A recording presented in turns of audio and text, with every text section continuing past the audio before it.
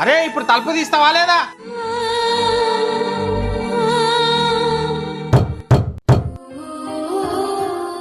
EMI కట్టక 3 నెలలు అవుతున్నది. వచ్చే నెల కడతా. కట్టనికే శాతగా ఎందుకు తీసుకుంటారు? పక్కింటోళ్ళు ఏసీ కొన్నారు, ఫ్రిడ్జ్ కొన్నారని నా పిల్లం దమ్దం చేస్తే తీసుకున్నా.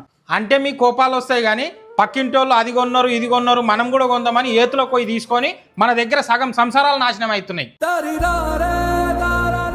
పక్కింటోళ్ళు పైసలున్నాయేమో కొనుక్కున్నారు మనకెందుకు అని ఆడోళ్ళు ఎప్పుడైతే ఆలోచిస్తారో అప్పుడే సంసారం చక్కగా ఉంటుంది. మన మొగోళ్ళు కూడా పక్కింటోడు బండి కొన్నాడు కారు కొన్నాడు అని ఏతులకు పోయి తీసుకుంటే గిట్లనే తలదించుకోవాల్సి వస్తుంది.